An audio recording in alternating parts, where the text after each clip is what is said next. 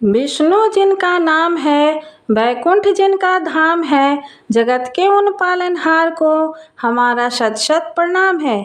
जय श्री कृष्ण, जय श्री लक्ष्मी नारायण। आप सभी का अपने चैनल संस्कारी मार्ग पर बहुत बहुत स्वागत है। आप सभी को भादो मास और परिवर्तनीय एकादशी की हार्दिक शुभकामनाएं। आज हम सुनेंगे भादो मास शुक्ल पक्ष में एकादशी व्रत का महात्म और बामन एकादशी यानी परिवर्तनीय एकादशी की व्रत की कथा। उसके बाद एकादशी माता की आरती। यदि आप चैनल पर नए हैं तो हमारे चैनल को सब्सक्राइब करके बेल आइकन ज़रूर प्रेस कर दें ताकि आगे आने वाले वीडियो की जानकारी आपको समय से पूर्व मिल जाए। कथा पसंद आए तो कमेंट बॉक्स में जय श्री लक्ष्मी नारायण अवश्य लिखें। तो चलिए सुनते हैं परिवर्तनीय एकादशी की व्रत कथा। जो कमल नयन भगवान का कमल से पूजन करते हैं वे अवश्य भगवान के समीप जाते हैं। जिसने भाद्रपद शुक्ल एकादशी को व्रत और पूजन किया है उसने ब्रह्मा विष्णु सहित तीनों लोगों का पूजन किया है। अतः हरिवासर अर्थात एकादशी का व्रत अवश्य करना चाहिए। इस दिन भगवान करवट लेते हैं, इसलिए इसको परिवर्तनीय एकादशी भी कहा जाता है। धर्मशास्त्रों के अनुसार परिवर्तनीय एकादशी का व्रत करने से 1000 गुना अश्वमेध यज्ञ का फल प्राप्त होता है। तो चलिए सुनते हैं संपूर्ण एकादशी की व्रत कथा महात्म। अम्बरीश इक्ष्वाकु वंशीय परमवीर राजा थे। वह भागीरथ के प्रपौत्र वसुवत मनु के पौत्र और नाभा के पुत्र थे। राजा अम्बरीश संपूर्ण पृथ्वी के राजा थे। उनके सुख समृद्धि और ऐश्वर्य की तुलना नहीं की जा सकती थी, लेकिन फिर भी राजा अम्बरीश को अपने ऐश्वर्य का कोई घमंड नहीं था, ना ही वे कभी अभिमान करते थे। वे तो भगवान श्री विष्णु के परम भक्त और सर्वोच्च कोटि के राजा थे। इस भौतिक जीवन की नश्वरता को भली भांति वे जानते थे। अम्बरीश महाराज सदैव परम भगवान की भक्ति में लीन रहते थे। राजा अम्बरीश ने अपने मन को भगवान श्री कृष्ण के चरण चिंतन में, वाणी को गुणगान में, हाथों को श्री हरि के मंदिर को झाड़ने बुहारने में, कानों को अच्युत के पवित्र चरित्र सुनने में, नेत्रों को भगवान के विग्रह के दर्शन करने में और अंगों को भगवत सेवकों के स्पर्श में, नासिका को भगवान के चरणों पर चढ़ी हुई तुलसी की गंध लेने में और जिह्वा को भगवत प्रसाद का रस लेने में, पैरों को श्री नारायण के पवित्र स्थानों में जाने में और मस्तक को ऋषिकेश के चरणों की वंदना में लगा रखा था। दूसरे संसारी लोगों की भांति वे विषय भोगों में लिप्त नहीं रहते थे। उनके समान ही उनकी प्रजा भी थी। उनकी प्रजा भी अपना अधिकतर समय भगवान के पवित्र नामों का जप कीर्तन और सेवा में लगाए रहती थी। एक समय महाराज अम्बरीश ने अपनी पत्नी के साथ परम भगवान श्री कृष्ण को प्रसन्न करने के लिए वर्ष की सभी एकादशियों का पालन करने का संकल्प लिया और वर्ष के अंत में जब अंतिम एकादशी का पारण करने का दिन आया तो महाराज अम्बरीश ने धूमधाम से इस उत्सव को मनाया। उन्होंने परम भगवान तथा ब्राह्मणों की पूजा की, उन्हें प्रसाद वितरित किया और गौ दान दिया। सभी नियमों को पूर्ण करके जब अम्बरीश महाराज अपने व्रत का पालन करने ही जा रहे थे, उसी समय दुर्वासा मुनि अपने अनेक शिष्यों के साथ वहां पधारे। राजा ने बड़े ही प्रेम और आदर सत्कार से उनका स्वागत किया, उनसे भोजन करने के लिए प्रार्थना की और दुर्वासा ऋषि ने भी राजा की प्रार्थना को स्वीकार कर लिया।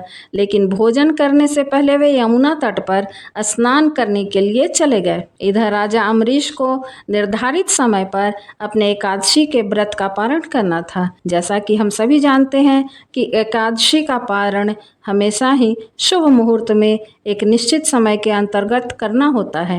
राजा अम्बरीश दुर्वासा मुनि की प्रतीक्षा कर ही रहे थे, लेकिन काफ़ी समय बीत गया परंतु दुर्वासा मुनि अभी तक नहीं आए। अब पारण का समय भी निकला जा रहा था, सिर्फ एक घड़ी शेष रह गई थी। अब ऐसी स्थिति में राजा अम्बरीश के सामने बड़ा ही धर्म संकट खड़ा हो गया। अगर वह इस एक घड़ी में पारण नहीं करते हैं तो उनका संपूर्ण वर्ष की एकादशी का व्रत टूट जाएगा, और अगर वह पारण कर लेते हैं तो दुर्वासा मुनि को बुरा लगेगा कि राजा ने उनकी प्रतीक्षा किए बिना ही पारण कर लिया। ऐसी स्थिति में राजा अम्बरीश ने वहां उपस्थित ब्राह्मणों से पूछा कि हे विद्वान ब्राह्मणों, ऐसी विकट परिस्थिति में मेरा क्या कर्तव्य है? कृपया आप सब शास्त्रों द्वारा प्रमाणित कोई उपाय बताएं। राजा की स्थिति को देखते हुए ब्राह्मणों ने कहा कि हे राजन, इस स्थिति में शास्त्रों का कथन है कि आपने इन सभी एकादशियों का पालन संपूर्ण निर्जल रहकर किया, इसलिए अगर आप भगवान के चरणामृत को स्वीकार कर लेते हैं तो इस जल से आपका पारण हो जाएगा और इस प्रकार आप दुर्वासा ऋषि को भी संतुष्ट रख पाएंगे। हे प्रिय भक्तों, यह सुनकर राजा ने वही किया जो ब्राह्मणों ने कहा। राजा ने भगवान के चरणामृत की सिर्फ एक बूंद स्वीकार की और अपने व्रत का पारण कर लिया। अब वे दुर्वासा मुनि के आने की प्रतीक्षा करने लगे। हे भक्तों, इधर स्नान करने गए हुए दुर्वासा मुनि को समाधि में ही इस बात का पता चल गया कि अम्बरीश महाराज ने जल ग्रहण कर लिया है। इस बात से दुर्वासा मुनि को अत्यंत क्रोध आया। उन्होंने सोचा कि एक तुच्छ क्षत्रिय राजा ने मेरा अपमान किया है। मुझे भोजन के लिए आमंत्रित करके स्वयं मुझसे पहले उसने जल ग्रहण किया। उसकी उद्दंडता की सजा उसे अवश्य ही मिलनी चाहिए। ऐसा सोचकर दुर्वासा मुनि ने क्रोध में अपने बालों की एक लट खींचकर निकाली। देखते ही देखते उस लट से एक विशालकाय अग्नि राक्षस कृत्या का रूप ले लिया और प्रकट हुआ। यह एक ऐसा अग्नि दैत्य था जो संपूर्ण पृथ्वी को अपनी लपटों में समा सकता था।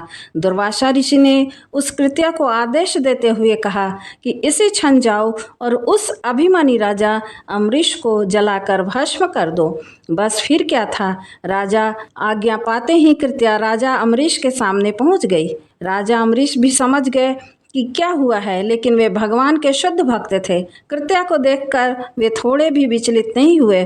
उन्होंने उसे दुर्वासा मुनि का आशीर्वाद समझकर स्वीकार कर लिया और हाथ जोड़कर उसके सामने खड़े रह गए।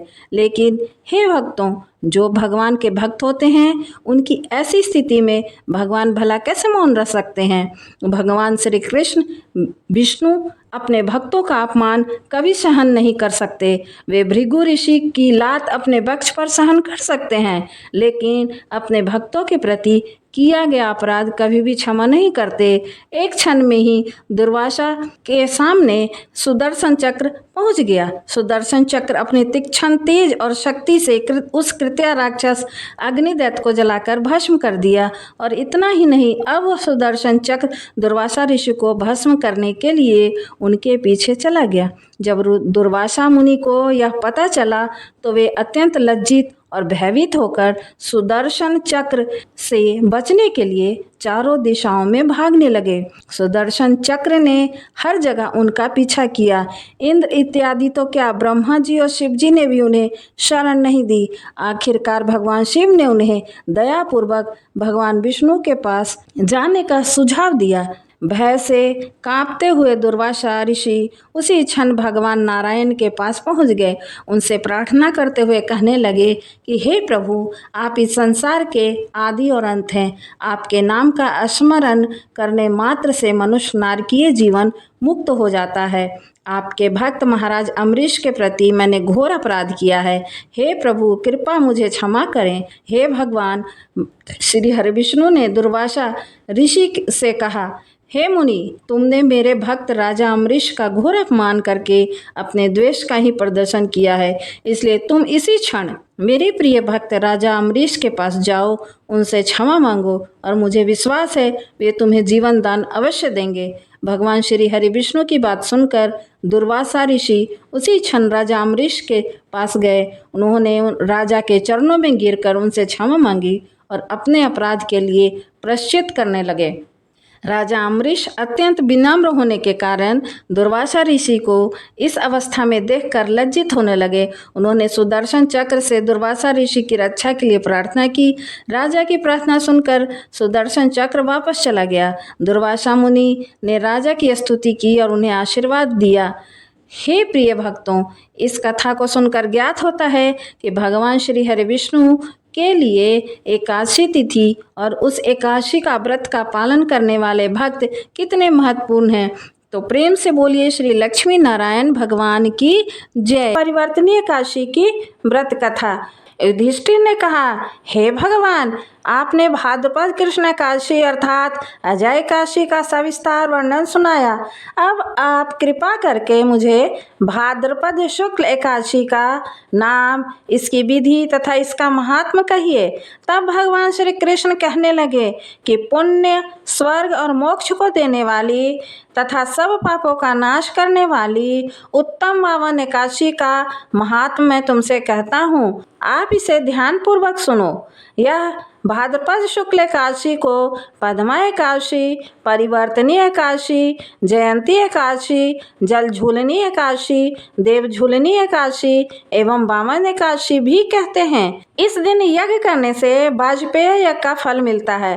पापियों के पाप नाश करने के लिए इससे बढ़कर कोई उपाय नहीं है। जो मनुष्य परिवर्तनीय एकादशी के दिन मेरे वामन रूप की पूजा करता है, उससे तीनों लोग पूज्य होते हैं। अतः मोक्ष की इच्छा रखने वाले मनुष्य को इस व्रत को अवश्य करना चाहिए। भगवान के वचन सुनकर युधिष्ठिर बोले, हे भगवान, मुझे अति जिज्ञासा हो रही है। आप किस प्रकार सोते और करवट लेते हैं, किस प्रकार राजा बलि को बांधा और वामन रूप रखकर क्या क्या लीलाएं की, आपके शयन करने पर मनुष्य का क्या कर्तव्य है, सो मुझे आप बतलाइए। श्री कृष्ण कहने लगे, हे राजन, अब आप सब पापों को नष्ट करने वाली कथा का श्रवण करें। त्रेता युग में बलि नामक एक दैत्य था। वह मेरा परम भक्त था। विविध प्रकार के वेद सूक्तों से मेरा पूजन किया करता था और नित्य ही ब्राह्मणों का पूजन तथा यज्ञ के आयोजन करता था। लेकिन इंद्र से द्वेष के कारण उसने इंद्रलोक तथा सभी देवताओं को जीत लिया। इस कारण सभी देवता एकत्र होकर सोच विचार कर भगवान के पास गए। बृहस्पति सहित इंद्रादिक देवता प्रभु के निकट जाकर और नतमस्तक होकर वेद मंत्रों द्वारा भगवान का पूजन और स्तुति करने लगे।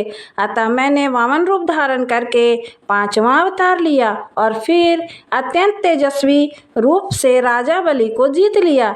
इतनी वार्ता सुनकर राजा युधिष्ठिर बोले कि हे जनार्दन, आपने वामन रूप धारण करके उस महाबली दैत्य को किस प्रकार जीता। श्री कृष्ण कहने लगे, मैं वामन रूपधारी ब्रह्मचारी बलि से 3 पग भूमि की याचना करते हुए कहा, ये मुझको 3 लोक के समान है और हे राजन, यह तुमको अवश्य देनी होगी।